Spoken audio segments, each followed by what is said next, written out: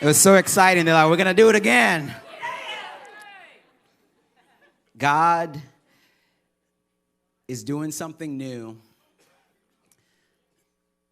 that I believe will bring you and I more joy, more peace, more happiness, more hope, and more life than we have ever dared to believe was possible in our wildest dreams or imagination. But if we're not careful, we will miss it because it feels too big. Quick story before we set up our anchor text for today. About 30 or so years ago, there was a popular band that released a song called Big House, Audio Adrenaline. And no big deal if you don't know the song. Maybe you didn't grow up listening to CCM, Christian music, in the 90s. But show of hands if you know Big House. Show of hands, okay? Keep your hand up if you know it and you're willing to sing it with me, like right now. And yes, we have the words on the screen, and no, this is not a drill. We are literally going to sing this together in 3, 2, 1, go. Come me to my Father's house. Come. Anybody know the motions? To my Father. Alex knows it. He's just going like this. It's a big, come on, sing it. Lots and lots of room. A big to everyone. I like the people looking like, what are they singing? That's right. A big house. It's my Father's house. And everybody said, give yourselves a hand. You guys sound beautiful. I love the people in the room go, what did I just walk into? Here's how Jesus put it, in case you don't know where the inspiration from that song comes from. In the Gospel of John, Jesus was talking to his followers, and he says this. Jesus says this. He says that my Father's house has many rooms.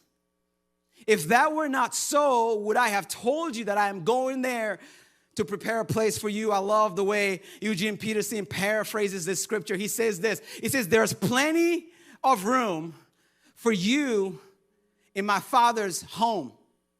If it were not so, would I have told you that I'm on my way to get a room ready for you? I'm going to read that first part again because I think that alone is worth the price of admission. There's plenty of room, Jesus says, for you in my Father's house. About 14 years ago, my wife and I went to Haiti to bring our oldest daughter home. And I don't know if you remember this, babe, but when we went and visited her, we took her to an internet cafe because this was back in the day when we didn't have smartphones that we could look up everything in 2 seconds. And so we went to the internet cafe. Do you remember this? And we sat there for it took 30 minutes for the pictures to load, you know? And I remember showing her a picture. This girl that had spent the last 12 years of her life living in an orphanage, sharing a room with about 25, 30 other people. And all of a sudden, we're sitting in this place, and we're showing her a room. And the room had letters with her name on the wall. And we're telling her, hey, guess what? This is your room. Right? I'll never forget that moment. I'll never forget her reaction in that moment. I'll never forget how she looked at her mom and I, and she's like, moi? Right? Which is Creole for me. To which we said, oui. Poo, which is Creole for yes, for you. Anybody speak Creole in here? Anybody? No, nobody does. Okay, good, because I just made that up. I didn't want anyone to check me. Just kidding. I didn't make it up. That's actually how you say it, last I checked. But Caleb, do you know that thing in the cartoons, when people see something shocking and, their eyes bulge out and their jaw hits the table and their tongue rolls out because they're like, I kid you not, that's what her reaction felt like. I just remember sitting there just blown away, but at the same time, I understood. I understood that it was so hard for this girl to grasp the concept that she had her own room. It was so hard for her to understand because she had grown up and everything in her experience had told her the contrary. It was so hard for her to grasp the concept because she had grown up in an orphanage because there wasn't room for her in a home. I understood how hard it was for her because she had spent so much of her life wondering if she was good enough to actually be a part of a home. And I share that this morning because I think that is some of us. I shared that this morning because I think a lot of us feel like she felt. I shared that story this morning because I just want to talk for a moment to anybody in the room who's ever felt out of place. I want to talk for a moment to anybody in the room who's ever felt like, man, I'm just a face in the crowd. I want to talk to somebody in the room who's ever felt lost in the crowd. I want to talk to anybody in the room who's ever thought to themselves, when you walk in a room like this, if I were not here, I'm pretty sure nobody would notice. I just want to talk for a moment to anybody who's ever felt like, man, I got too much doubt and I got too much baggage to actually have a room. And I'm not going to ask for a show of hands, but if you've ever felt that, if you've ever been in the room and just felt like I'm just a face and I'm just a number and nobody would notice, blah, blah, I'm not going to ask you to raise your hand. And I promise I'm not saying this lightly. Those of you who have been around this thing for a long time know, in maybe 7 years, I've maybe said this 1 or 2 times. But if that is you, I truly believe that God has sent me here today to let you know that there is room for you in his house. I'm going to say that again because I know it's hard to believe. But I promise you that there is room. Not only is there room for you in the house of God, but if what Jesus is saying is true, there is a room that God, and that's my favorite part of the verse, that he specifically prepared for you. But wait, it gets better. Not only is there a room that God prepared specifically for you, but as we're about to see, there is a table with lots of food, and there's a chair there with your name on it. And God is saying, I want to invite you in to be a part of my story. Luke chapter 14 is our anchor text for today. If you have a Bible, turn there. If not, the words are going to be up on the screen. Let me set it up real quick. Here's the setting. If you're not familiar, Jesus is at a party that's hosted by religious leaders, which is a little bit different. Normally, Jesus is hanging out with like sinners and tax collectors, but this time he's at a religious person's house. Okay, this time it's like K-Love, right? He walked in, it's like, this is great. Bible verses around the wall. And as Jesus is sitting down at this party, something crazy happened. The writer tells us before this verse that the guests came in the house and they all started to sit in the place of honor. Right? In other words, they were doing the thing that we used to do in high school. I haven't been in high school in a hot minute, but I don't know where my high schoolers are in here. You guys can tell me if this is still a thing or not. Was anybody remember high school when it was such a big deal to sit at the cool kids table? Anybody remember that? Right? Remember how big of a deal it was?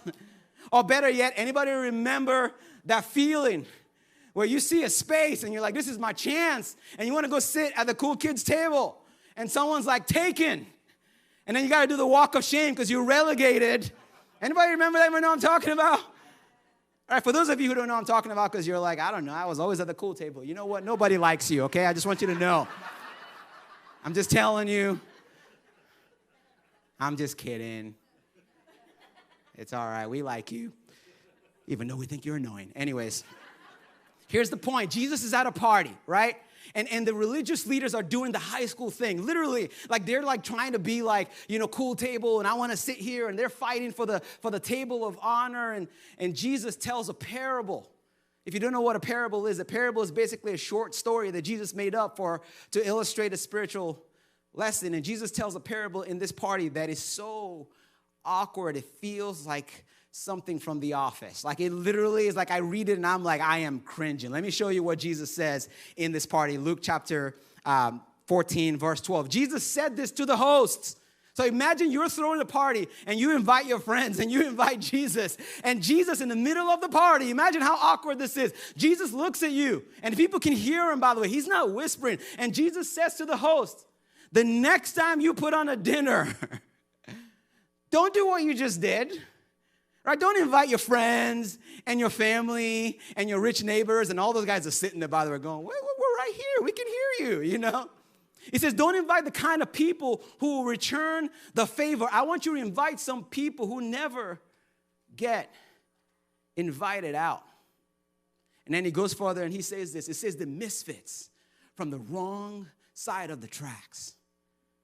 Right? He says, you do this, and he says, you will be and you will experience a blessing.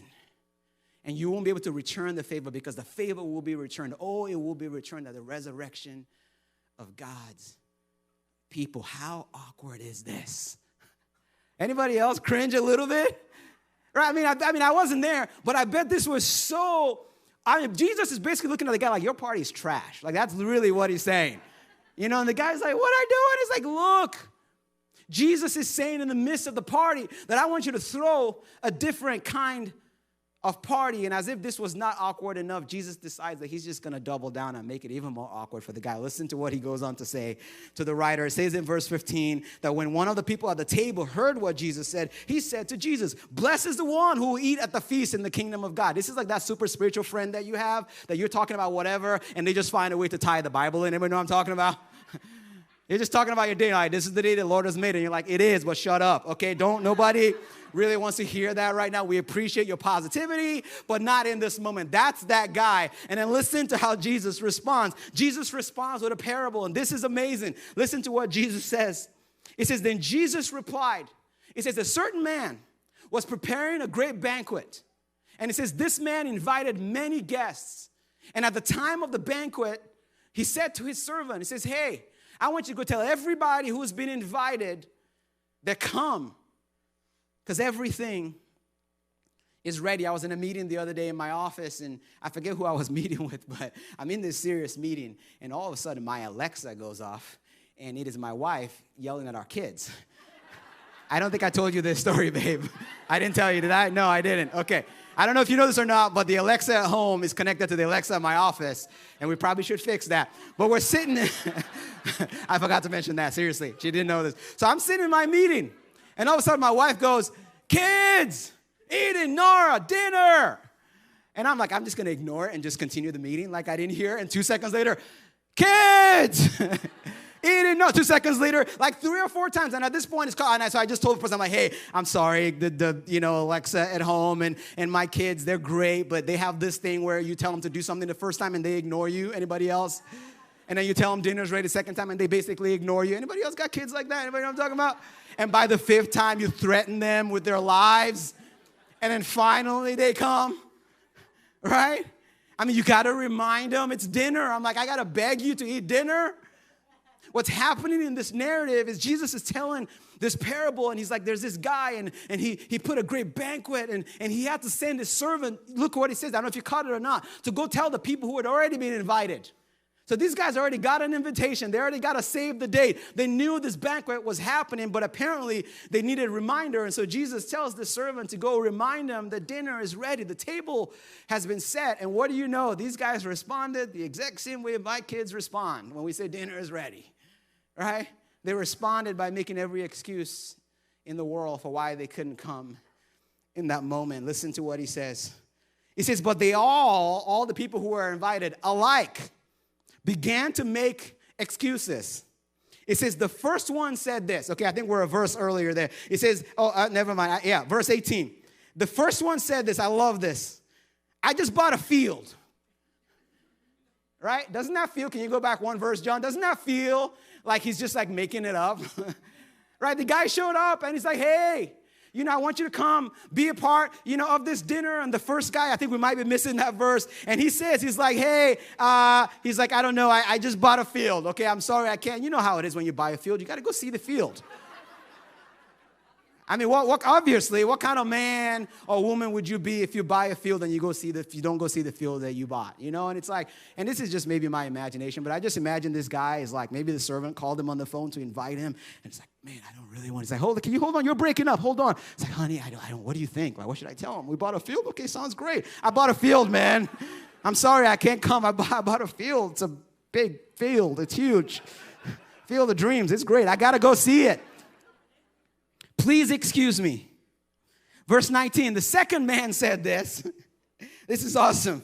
He says, I just bought not 1, not 2, not 3, not 5, but I just bought 5 yoke of oxen. Hashtag humble brag. And he's like, literally, I don't know if you can hear the sound, but I'm on my way right now. I am on I-75 right now with a trailer, and I got my oxen in there, and I'm just sorry, I want to come, man. Just excuse me, I can't come. He says, another said, this is my favorite one. I just got married. How many of you, don't raise your hand, used that excuse before? Like, I would love to come, but the old ball and chain, like, man. Right, this guy's probably whispering. He's like, dude, you know she never lets me do anything. I mean, I would love to come, but man, can't do it. And another clicked maybe attending on Facebook. Anybody ever do that? You ever get an invite to something on Facebook? You're like, I'm not going to that, but you don't want to be that guy, so you're like, maybe attending, And they're like, are you coming? And you're like, nope, don't think so. Over and over again, every single one of these people, the writer tells us, started making an excuse. And then he says this in verse 21. Then the servant came back, and he reported to the master. And he says, the owner of the house became angry, and he ordered his servant. He says, I want you to go out quickly into the streets and the alley and bring in the poor, the crippled, the blind, and the lame. Is it just me, or can anybody else feel the tension in this room? Okay, remember the setting. Jesus is at a party with religious leaders who invited other religious leaders. The people who prided themselves in keeping people out. And Jesus is telling this story, and he's letting them know that, hey, in God's story, in the new covenant, the people you think are on the outside are actually going to be on the inside. I mean, these are people who have spent their whole lives believing that they were the only ones that were on the in. I don't know if you know this or not, but most of these guys grew up believing that God's kingdom was just for them. The idea of you and I being a part of God's story was something they would have laughed at. And so Jesus is telling this really awkward parable, and he says this. He tells the servant, I want you to go on the streets, and I want you to get the poor and the cripple and the blind and the lame. And I wasn't there, but I imagine there was a huge gasp in the room when Jesus said that. I imagine the religious leaders' jaws hit the ground. Because the one thing that these people have in common, the poor, the crippled, the blind, and the lame, if you don't know, is that these are people that were on the outside. These are people that the religious people prided themselves in keeping out. These are people that were ostracized by the society and by the church, if you will. And all of a sudden, Jesus is looking around the room, and he's saying, guess what? Those people are now invited into the story of God. And my favorite part about that, he says, go in the streets and bring, what's that word after bring? In. All of their lives, these guys have heard out. And all of a sudden, Jesus is going in. All of their lives, they've been told you were out. And Jesus goes in. And this, my friends, if you don't hear anything else I say, please don't miss this. This is the scandal of who Jesus is. This is what makes Jesus the most, amazing being in the world. This is what made Jesus so polarized. And the scandal of Jesus is that he looked at all the people who were on the outside and he said, you're now in. The scandal of Jesus is that he told people that you can belong before you believe. I think it was Andy Stanley that said in Jesus' day, the religious leaders said, you got to change and then you can join us. And Jesus showed up and Jesus says, join us and you can change. The scandal of Jesus is that he opened the door wide and he says, everybody can come in. The blind can come in. The lame can come in. The cripple can come in. The scandal of the gospel is that Jesus let people into the party that made all the church people at the party go, who let that guy in? Have you ever been at a thing like that where you know why you were there, and then someone shows up there, you're like, where are they in here? I mean, you don't say it out loud, but you're like, I don't know. I mean, that's what's happening in here. Right? Jesus is letting people in, and the church folks are going, I don't know. Do you know why? I don't know why he let him in. I mean, they're texting in their side thread going, what is happening? How is he in here? Who invited him? He doesn't have the right credentials. He doesn't live the right way or vote the right way or talk the right way or believe the right things, and he is in here. And Jesus is saying, yeah, I know he was out, but now he is in. Let me put it a different way, because some of you are looking at me like I'm not sure if you're tracking. Here's the scandal of Jesus, is that someday you're going to get to heaven, and when you get there, you are going to see the last person you expect there. Oh, I'm going to say that again. You're going to get to heaven someday. If what the Bible says about heaven is true and about the invitation of Jesus, I promise you, when you get to heaven someday, you are going to see somebody and you're going to say to yourself, I don't believe they let that person in.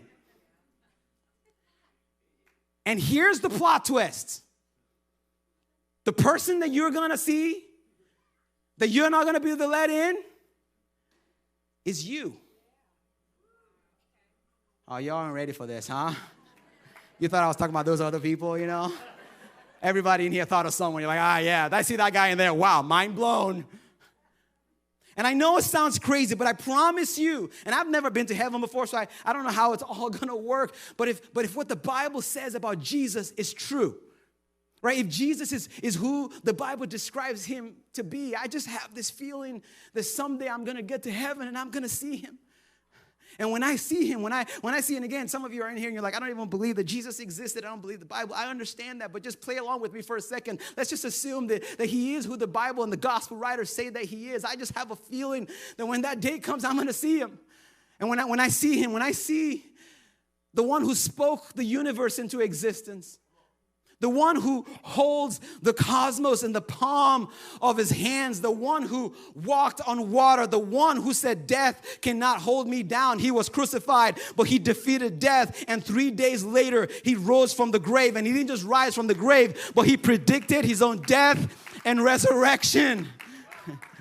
I just have a feeling that when I see him, the first thought that's going to come in my mind when I see Jesus in all of his glory and in all of his holiness, the first thought that's going to cross my mind is, I don't believe they let me in. I don't believe they let me in. Can you believe that they actually let me in? Man, my apologies to Tyler and the light team, production team. They did an amazing job trying to make sure I was lit, because they're like, we're going to put you in this boundary because this is hard to light a dark screen, brother. No offense, but they did. I know you guys worked hard, and I appreciate it. But I gotta sit down for this. I'm gonna kill all of the mood, but I gotta sit down for this for just a moment. I got to sit down for just a moment, because I think a lot of times when people, you see the guy on stage and you're like, oh, it's the pastor guy, it's the preacher guy with the mat. And I just want to sit for a little bit and just remind you that I'm just a dude. Okay, and I promise you that when that day comes and I see Jesus, I'm not going to go, Pastor Sammy over here. Do they have a front row parking for me, right? You guys were expecting me, weren't you? All of those sermons and all that work I did for the kingdom. And they're like, yeah, here's some valet parking just for you. Here's the pastor section in the very front. That's not going to happen. I'm going to see him in his holiness and his glory. And I just have this feeling that I'm just going to be like, I don't believe they let me in. What kind of God would let me in? What kind of God would say, Sammy, I know everything you've ever done. I know everything you've ever thought. Fam, if you knew half the things that I think in my mind, you would walk out of this room. And on the flip side, if we knew half the things that you thought, we wouldn't let you in the room. And somehow Jesus knows. Jesus says, I not only know what you've done and where you've been. Jesus says, Sammy, I know your thoughts. I know your heart. And when I think about that, I'm just like, what kind of God lets me in? What kind of God has seen the darkest part of my heart? And he's like, I call you forgiven. And I call you mine. What kind of God gives me a seat at the table? And maybe it's just me, but when I first read this story, I immediately inserted myself as the servant.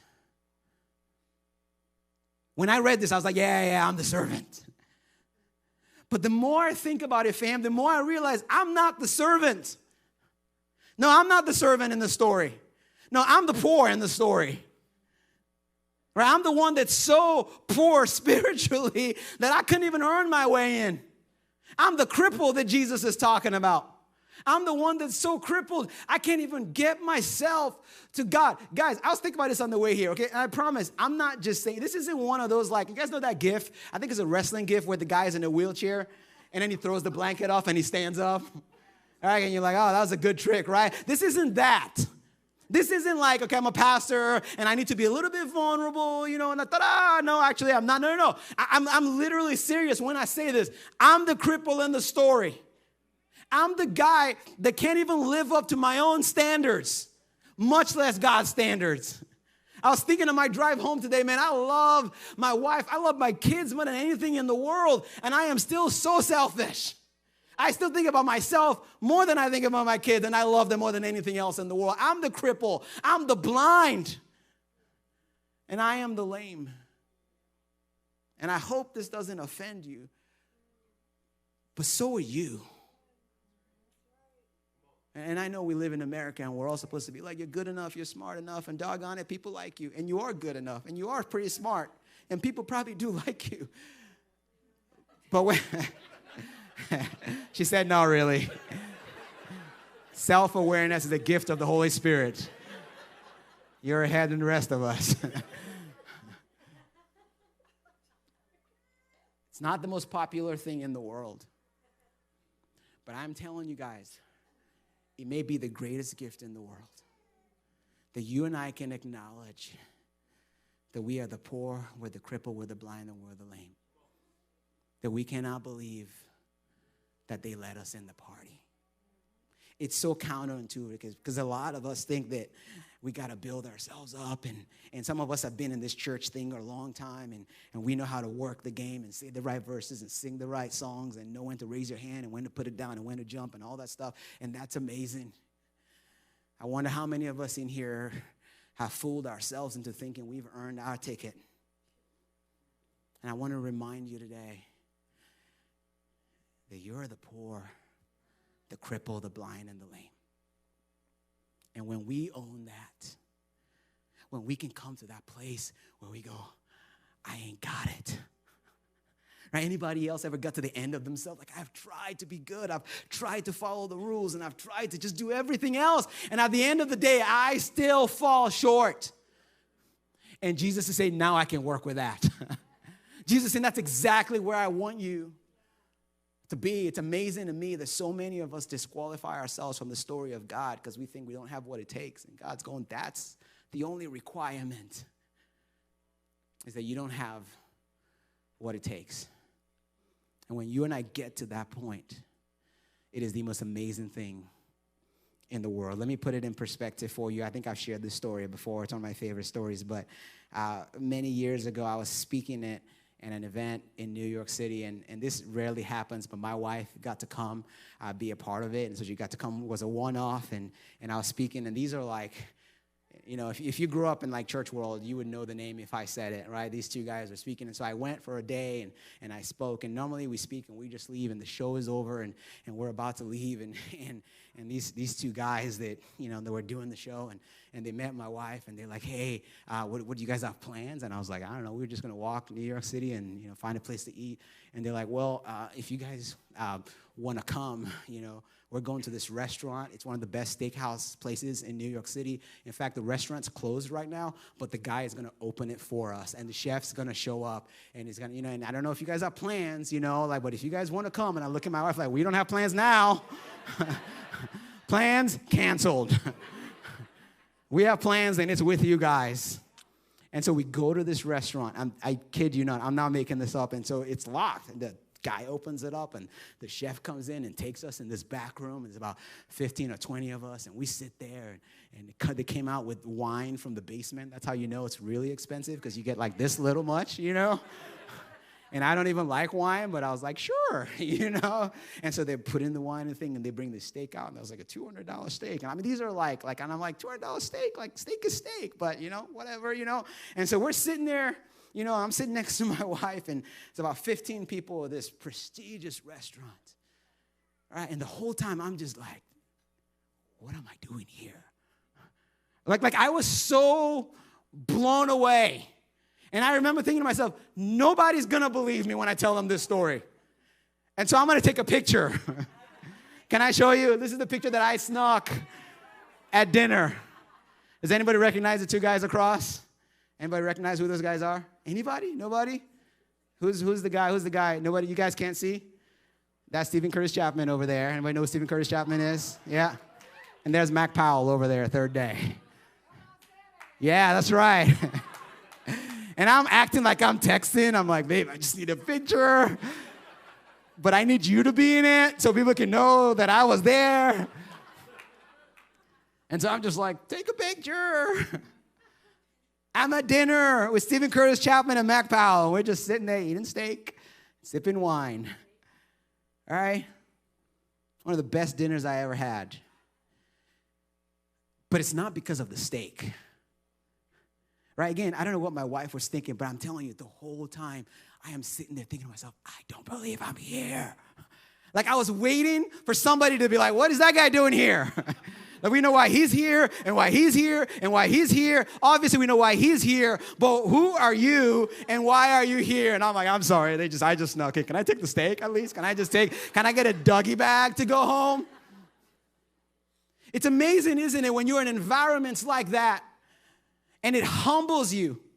And it not only humbles you, but it changes how you view the people in the room. You know what didn't cross my mind one time? There wasn't one time at that dinner where I looked around and going, what is that guy doing here? Right? No, I was going, what am I doing here? And what's so fascinating about environments like this is it not only humbles you or changes how you view the room, but it changes the dynamic of the room. I love the way the master responds in this story. And so he says, I want you to go out into the streets and bring in the poor and bring in the cripple and bring in the blind and bring in the lame. And then listen to what the servant says. This is amazing. He says, then the servant says, servant came back after, I don't know, a couple hours, couple days. I don't know how long it took him to go tell everybody. And he came back and he's like, all right, sir. He's like, master, right? That next verse in verse 22, he says, what you have ordered has been done. He's like, I invited them, they're here. He says, but there is still room. Question, I'm almost done, I promise.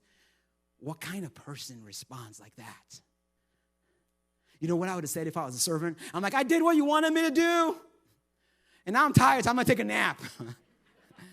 I did what you wanted me to do and hope you're happy and this is great. And so, what do we do next now? Like, what kind of person gives himself more work?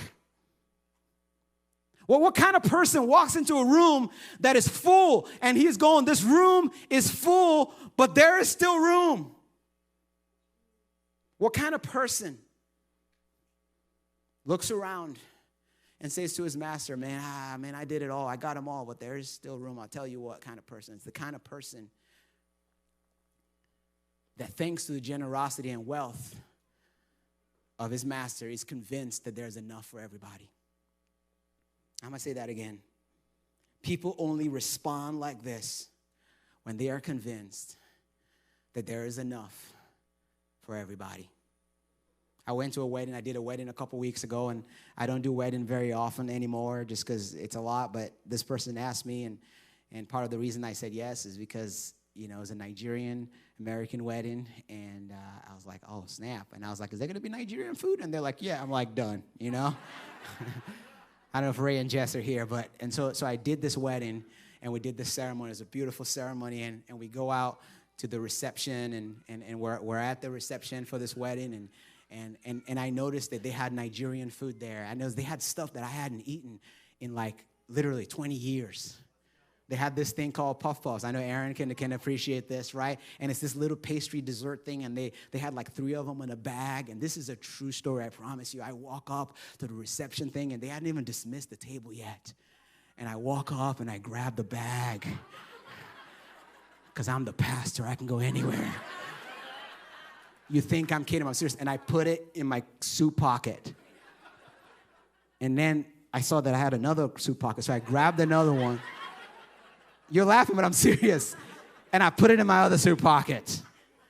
And then they dismissed people, and it was like the reception time, and people are coming to get their food. And I go on the line again, and I see it, and I was like, oh, man. And so I grabbed another bag, and I put it in my back pocket. And Liz caught me. I don't know if Liz remembers this. And Liz literally said to me, she's like, how many of those are you going to take? And I said, mind your business. It is none of your business. I officiated the wedding. I'm from Nigeria. I can take as many puff-puffs as I want. And you're all going to think I'm exaggerating this.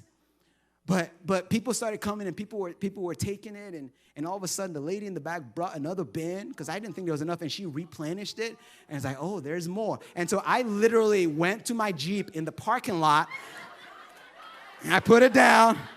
I'm dead serious. Put it in my front seat, put the fork back, and I go back in line.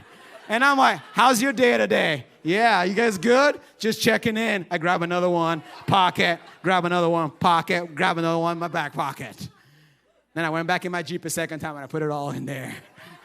I'm like, that's a good stash. This will last me to my next Nigerian wedding that I'm doing, hopefully. Then I go back in line and get my plate, and then I get the one that I'm going to eat at the ceremony because the other ones that I took was for later. And you think I'm kidding, but it's true.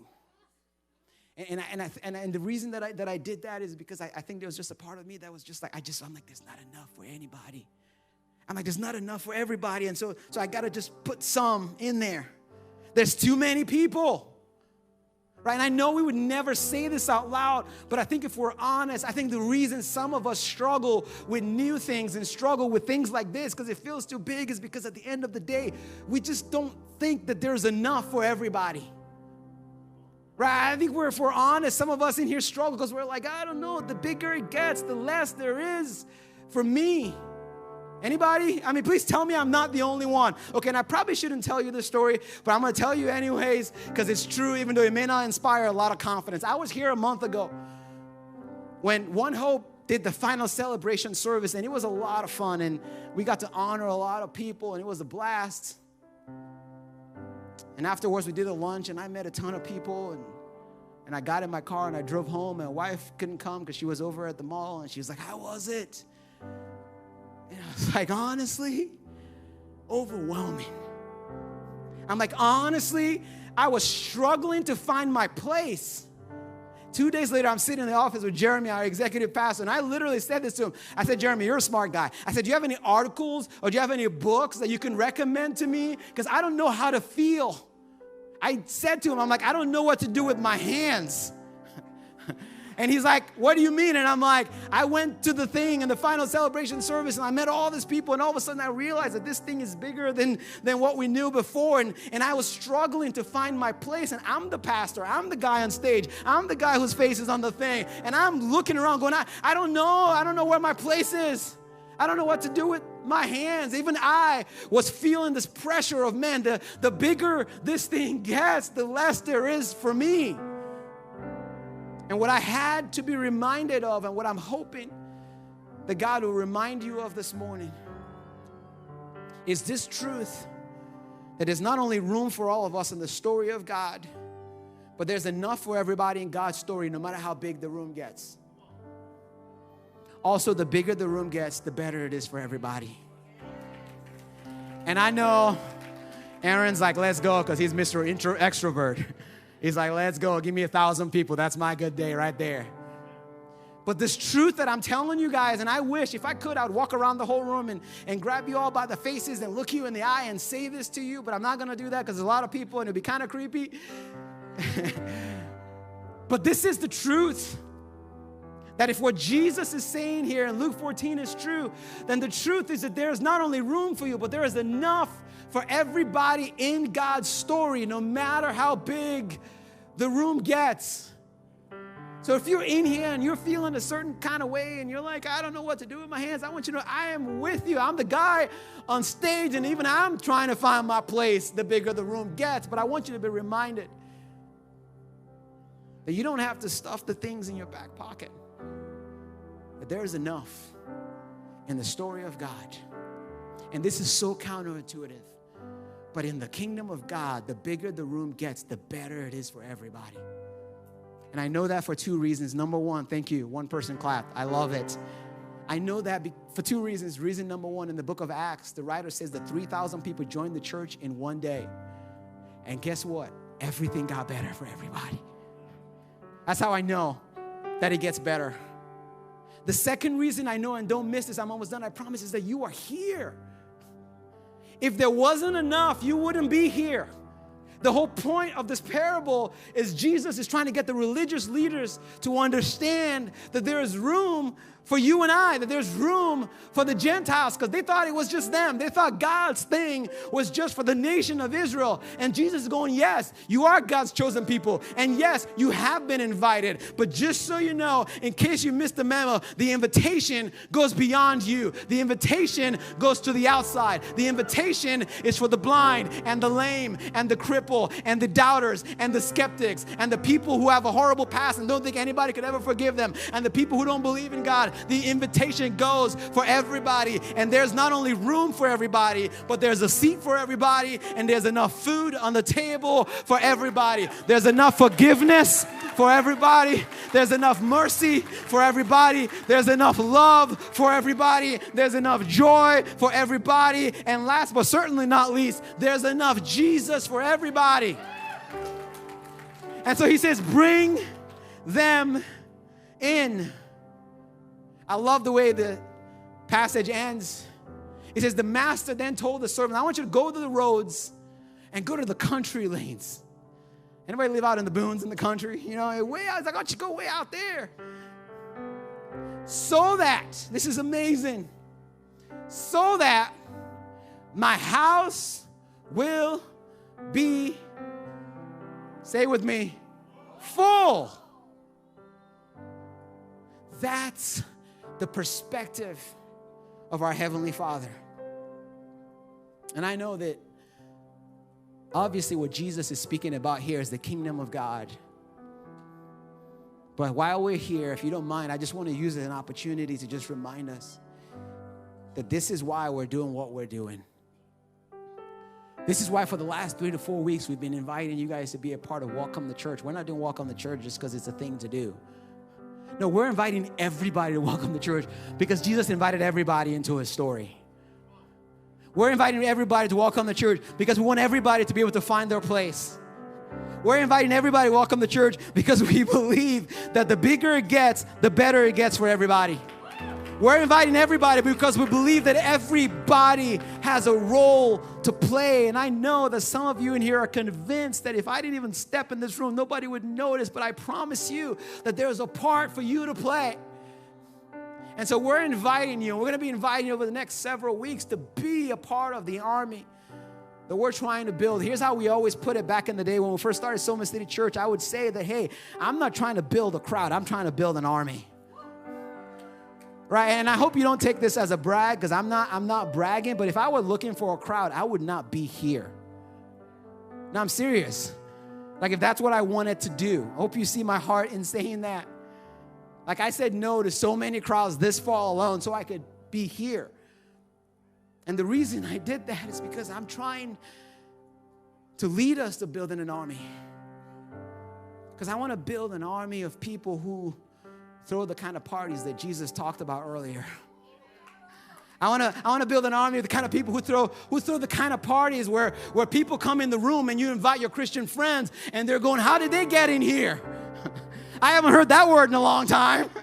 What in the world are they even talking about? I want us to build an army so we can build the kind of church that agrees with Jesus that the goal is for the house to be full. Anybody with me? That's the goal. I want us to be the kind of church where we walk in a room like this and we're like, this is tighter than we remember, but there's still room.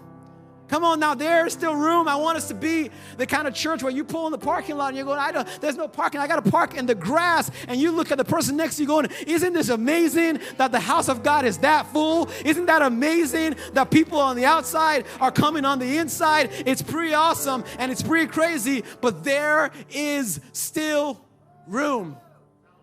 There is still room. And I'm telling you that when we see the goodness of God, and when we see his generosity, and when we take a look at his table, we cannot help but conclude what the servant concluded. And that is there is room for us in the story of God. There's room for everybody. And the bigger it gets, the better it is for everybody. So don't sit on the sidelines. Don't be content to just show up. Come in the party. Pull a chair. Sit down. Behold the feast. I love the way the psalmist put it when he said, taste and see that the Lord is good. Behold Jesus and the feast. Band can come on up. I don't know who this is for, but I just had a sense coming in here today that maybe there are some people in the room today, and maybe you've just, maybe what you assumed the requirement is actually not the requirement.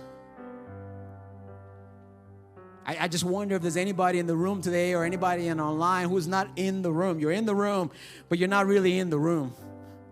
You're not really in a seat. And I just wonder if part of the reason is because some of us have put a requirement on ourselves that Jesus never put on us. I wonder if the reason some of us haven't taken our seat is because we somehow thought that I got to clean myself up and I got to figure out myself and I got to sort my stuff out and I sort my mess out and whatever kind of a thing before I can come in. And if that's you, I just want you to know that the only requirement is to say yes. Notice that the servant didn't say, okay, poor person, figure your stuff out. Okay, cripple, you got to make sure you're not crippled so you can come to the party. No, he's like, you've been invited, and all you got to do is say yes. The only requirement to being a part of the story of God is that we say yes. The writers say if we confess in our hearts, with our mouths, and believe in our hearts that Jesus Christ is Lord, that we will be saved.